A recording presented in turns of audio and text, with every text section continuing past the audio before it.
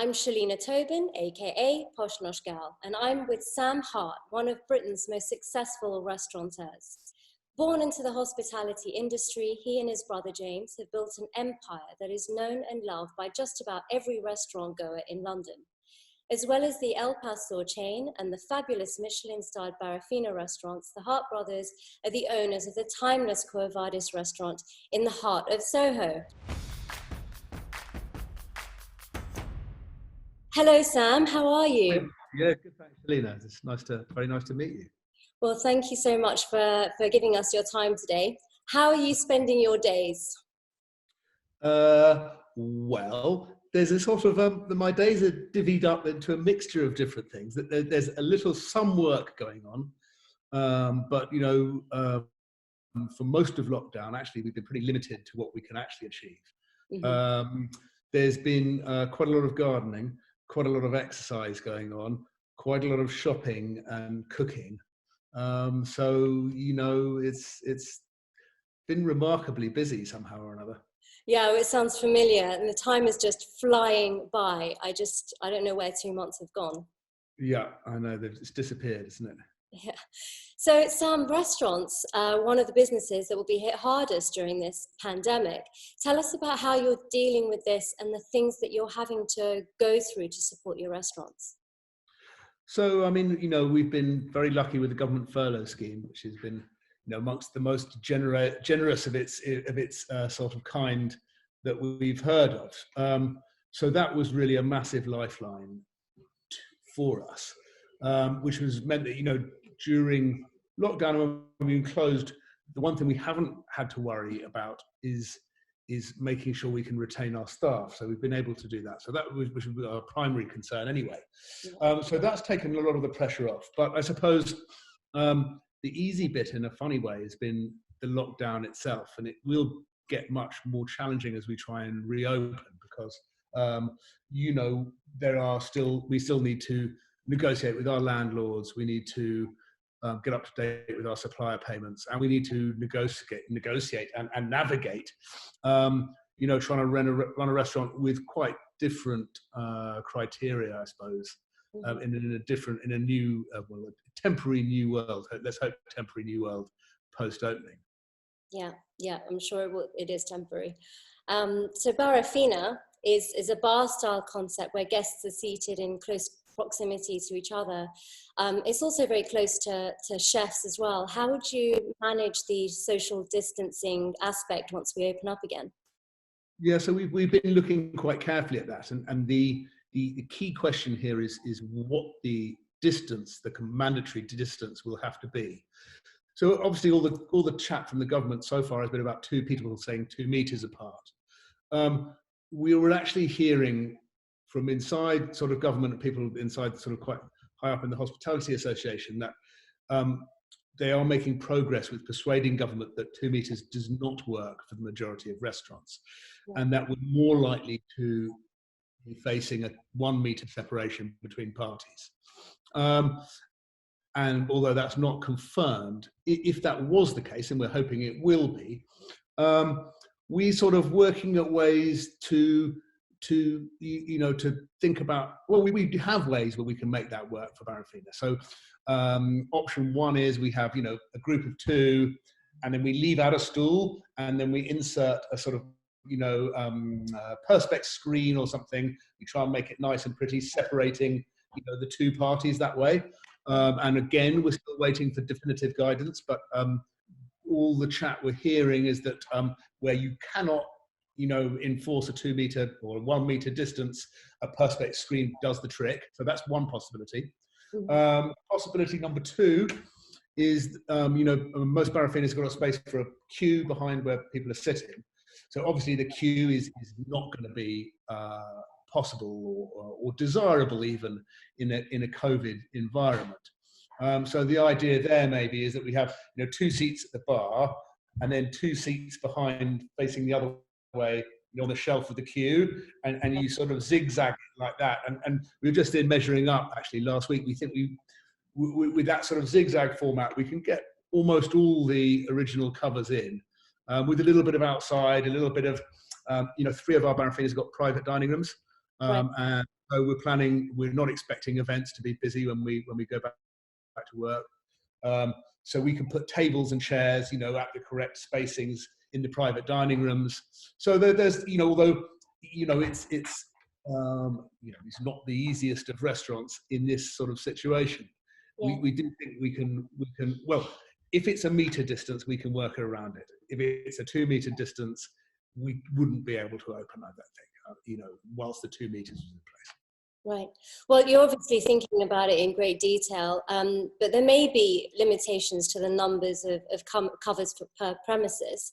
What is your typical break-even occupancy? Well, you see, so interestingly, with Barrafina, on a busy evening, about half the people within the premises would be seated at the bar, and the same number again would be standing in the queue, so which effectively doubles our capacity. So we think we can operate at half capacity, because the bit we lose is the queue, which currently, as I say, we wouldn't be doing anyway, and then we just have the seats taken at the bar. So, that occupancy question is difficult. So with Barrafina, if we just lost the queue, retained all the bar stools, we can function like that. And then, we'll go temporarily, at least, to booking or to, probably with as well a virtual queue to manage the two things at once. Right. So it's, and then we think that we probably won't open every single lunch and dinner of the week. So, the services that were marginal in the good times, we just won't bother with.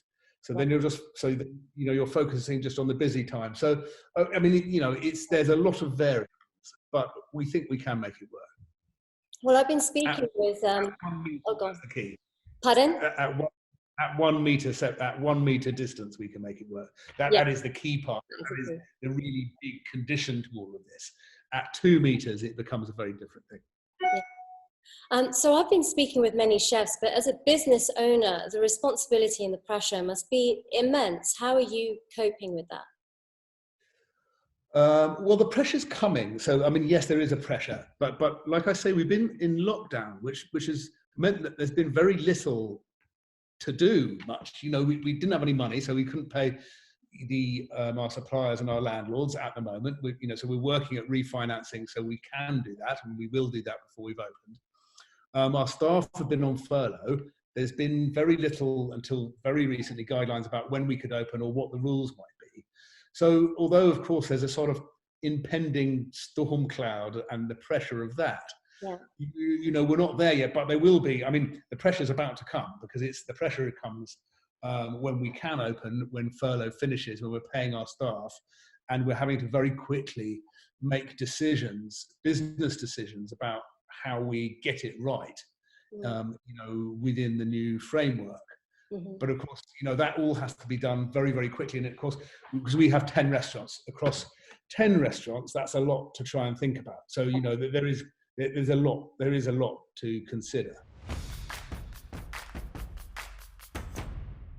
So let me take you back to how you started out in the industry. After university in Manchester, you went to work as a broker in Mexico, which is notoriously known as one of the most dangerous places on earth. Why Mexico of all places? I traveled in Latin America between school and university, and I loved Latin America. I was keen to learn more Spanish, and I was working as a broker in London for a company that was opening across Latin America, only Brazil and Argentina, Chile, Mexico. And I expressed an interest in going, and they said, yeah, sure, look, we'll send you to the first one that comes along, which happened to be Mexico City. And then loved Mexico City, hated broking, and left the broking business and stayed in Mexico. And you moved into bars and nightclubs from that point? Yes, I opened a nightclub there in 1997, I think. So quite a long time ago now. Yeah. Yes, it amazingly was a sort of success and was around for 10 years. I was only in Mexico for 5 years, but it kept going after I left. Yeah. And well, then you had a brief stint in Barcelona. Is that where your love of food began? No, so I grew up in a foodie family. My father's a hotelier and restaurateur. My mother's a very good cook, and she'd grown up in Mallorca, in fact. So she, although she's half Bulgarian, half Scottish by blood, she grew up as a Spanish girl in all intents and purposes in a small Mallorquin village. Yeah. So eating at home, the food was good, but also very Spanish theme.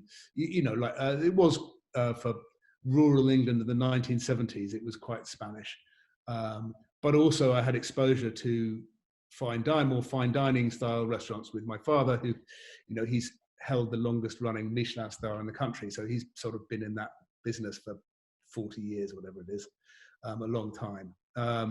So I was always keen on food. And then living in Barcelona is when we were thinking of opening another nightclub, a sister nightclub to our Mexican one in Barcelona. Right. Got to Barcelona, that quickly, it became apparent it just wasn't going to happen. It was too difficult. So I was in the lucky situation where, as a 24-year-old or 5-year-old, where we had money coming in from Mexico, but I didn't really have a job or anything to do on a day-to-day basis. So I used to posh around the markets and the restaurants of Barcelona. That's where I really learnt about Spanish food and Spanish ingredients. Right. It took my love of Spanish cuisine up several notches. Amazing. And I mean, you made many efforts to work outside of the UK. There was Mexico and then Barcelona. What was the reason that you didn't start in the UK in the first place? Oh, I was still sort of young and irresponsible and didn't want to settle down in London. So, I was up for more adventure and excitement than London to give, I think. Well, eventually you did come back to the UK, and your first restaurant in London was Fino, which opened in 2003, which is a great success, even though it had a bit of a bumpy start. Tell us about when Jane Rayner came to visit. It was one of those days where we'd opened, and my brother is my brother Eddie, actually. So I have two other brothers, but I opened Fino with Eddie, and he had more experience working in restaurants than I did. I'd had zero experience in restaurants, really. And we opened and got a very good review from Jan Moyer, who's the Telegraph critic at the time, which meant that the sort of next week we were suddenly packed. Right. And we had this sort of awful Tuesday lunch where we were full, completely full. It was like 120 covers. It was only about 5 or 6 days in, so we didn't really know what we were doing. Jay was only actually one of the critics that was there at the time. There was Susan, who used to write for Zagat, and we had I can't remember, there was another proper mainstream critic. And anyway, unbeknownst to us at the time, Jay's lunch had been a complete fiasco. He'd sort of sat down and ordered, and then nothing happened for ages and ages and ages. And then someone brought him back the menu and asked him not to eat pudding. And then, I think the whole thing was a complete disaster. But anyway, there we go. These things happen. Well, it was a success for a while. What was the reason that you closed it? Well, it became a little bit dated, I suppose. So it was around for 16 years, which is not bad. 16, was it? 14, maybe 14 years. Anyway, quite a long time. Mm-hmm. Its location wasn't great. So Charlotte Street, which is a great restaurant street, but it was tucked around the corner in a basement. And the basement was difficult to, get people down. And then just the sort of decor and the food was always good. And I hope the service was good as well. But just that it just became slightly out of date. I think we ran it for 12 years, actually. But so it's funny with restaurants is that not all of them stand the test of time, for many, many years. In fact, anything over 10, anything over 5, some people think is good going. So, it had a good innings, but it just felt like the world had moved on and there was nothing, we tried little refurbs and we used to redesign the menu. So we tried to refresh it, but for whatever reason, it didn't make the difference it needed to. Right. And in the meantime, you actually opened Barrafina and you managed to move the whole team over. Was that loyalty or good business? No, I'll tell you what actually happened. So there's a few missing years in between there. So we opened Barrafina in 2007. whilst Fino was still open. Yeah. And then we opened Barrafina Adelaide Street in 2014, again with Fino still open. And it's when we opened Barrafina Drury Lane in 2015, it must have been, or 16, that it coincided with Fino becoming sort of, more of an unviable proposition. So that's when we closed Fino. We took we took the team and did the opening of Drury Lane. It was then. Yeah. Yeah, well, our team, we had no problem with our team there. There were a great group of people who, enjoyed cooking our food and enjoyed working for us. So it wasn't a problem moving them over. Yeah. And how did the concept for Barrafina come about? It came from a restaurant in Barcelona called Cal Pep. And Cal Pep is somewhere I discovered when I was there, after Mexico, before London. And, it might sound familiar. It was a sort of tapas bar with stools only, the cooking right behind the bar, big focus on quality of ingredients and relatively simple cooking, lots of specials. So, and we became good friends with Pep, actually. So when we said to him, look, we're thinking of doing something like this in London, he was incredibly helpful. Showed us around and, showed us how it all worked. So it was, and we remain on very friendly terms. It was the nice bit is that when Barrafina, started to become quite well known in London, people like you would ask the question, where was the idea from? We'd always say it was Cal Pep. We never made any secret of it.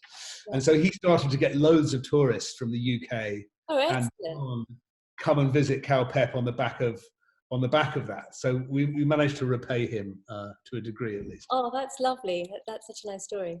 And all three of your Barrafina restaurants, they're all fairly close to each other, walking distance if you're fast on your feet. What was the thought process behind keeping them all so close together? Well, we had an amazing time when we started. We had Fino, we had Quo Vadis, we had the three central London Barrafinas, and we could walk to any of the restaurants within 7 minutes. Nothing was further than 7 minutes from each other, which was amazing. Because we were still a mama papa operation, we didn't have operations teams and HR teams. It was just me and my brother Eddie doing it all. So it made a huge logistical sense to keep things close. Plus Barrafina is ideally suited to central city locations. So it's sort of it needs footfall and lots of people. And so Covent Garden, or the two sites in Covent Garden and Soho, had all those things. So yeah, it was the sort of combination of those things, really.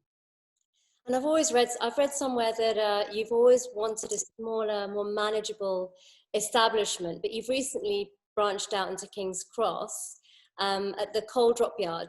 How did that decision come about?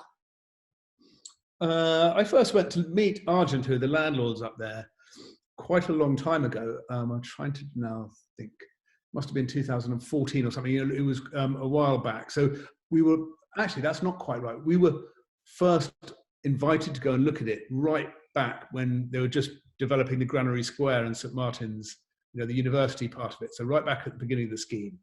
And we looked at it and looked at King's Cross. So this is never going to happen. I mean, it's so run down and scruffy, we just can't.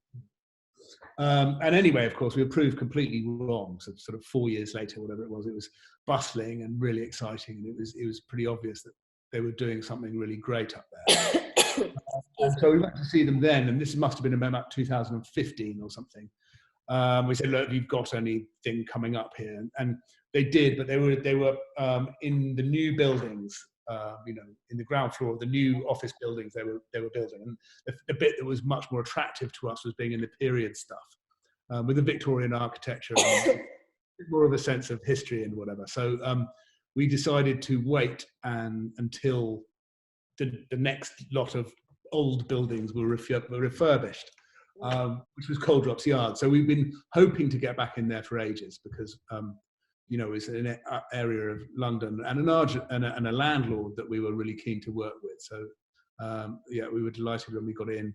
I think we bid for it in late 2016. Our offer was accepted in 17. We opened in 18. So, yeah. Yeah, and it's called The Drop, which is a wine bar and diner. Well, so we've got quite a lot up there. So we have a Barrafina there as well. Right.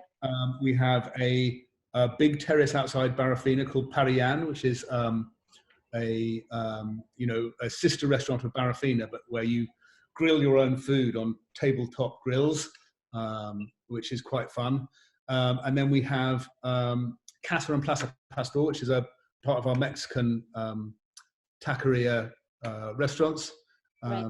below Barrafina, and the Drop, which is a wine bar as well. So we opened 5 restaurants in Cold Drops. Wow. Yeah. You practically own it. We're quite a big part of the F&B in the Cold Drops Yard part of it, yeah. Yeah. And your new partner, Crispin Somerville, he first worked with the Harts in Mexico. So he was my Almost partner. like a family affair.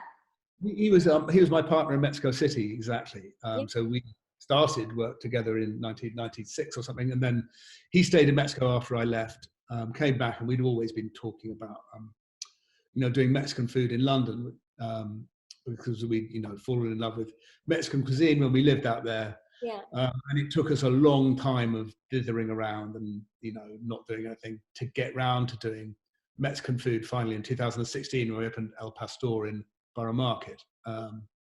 And then so Crispin we started working together in the restaurants back then with just the El Pastor bit. And then after a while, he slowly became a part of Hart's group, the sort of parent company, and sort of joins us across all our stuff.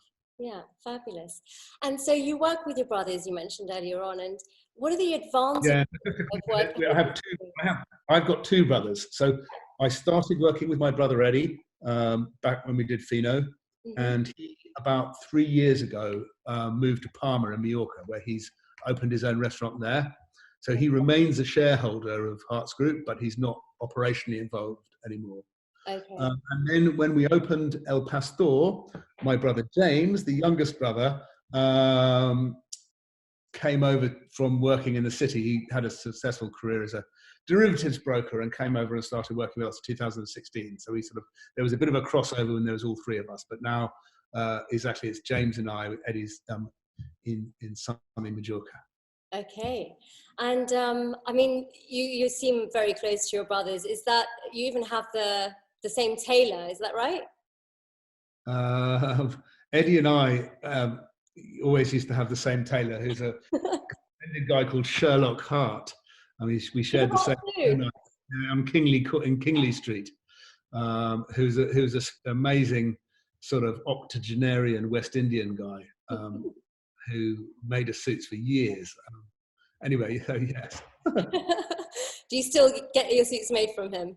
No, we don't wear suits so much anymore. So, we used to when we started, but because, El Pastor's quite informal and Barrafina's quite informal, a suit sort of these days feels a little sort of overdressed for most of our restaurants. So I'm in a suit much less than I used to be. You can probably see. So tell me, what are the key factors to getting a restaurant right? Well, I think you need to try and make it best in class, or the best it can be for what it's trying to be. Do you know what I mean? That doesn't mean the smartest or the most expensive or the most fancy or whatever, but if you're going to be a burger restaurant, it needs to be the best one, or a tapas restaurant, it needs to be, as close to best in class as it's possible to be. I think, for us, food has always been incredibly important. It's not to say all successful restaurants, food is the main driving factor. Actually, there's plenty of very, very successful restaurants where food is secondary to atmosphere and service and such like. But I think you do need a certain degree of dedication, of perseverance, keeping at it. It's one of the things we say sometimes is, it's all very well, a restaurant's only as good as the last service you ran. And it's quite easy as a restaurateur to be very focused. Open the restaurant, you're very focused, you're there the whole time. You get up in the morning, you go to work, you make sure it's as good as it can be, which is relatively easy in the short term, but then after 12, 15 years, you wake up in the morning and you've got to try and find the energy to go and still make it as good as it can be. All those years later, it takes a lot more self-discipline and energy. So it's very easy for that initial enthusiasm to fade, and that keeping focused is very important. Yeah. or very good advice for anyone thinking of going into the industry. So if not a restaurateur, what would you have been? I don't know. I mean, of course, I started working as a money broker, and so I don't know whether that would have, under different circumstances, worked or not. I always said I definitely wasn't going to have anything to do with restaurants, having seen sort of my father and the challenges involved in running a restaurant there. Yeah. I mean, I don't know. Since I've been doing restaurants, I haven't thought about doing anything else. Not yet, anyway. Amazing. So, Sam, just lastly, tell me something about yourself that I couldn't possibly know. God only knows. I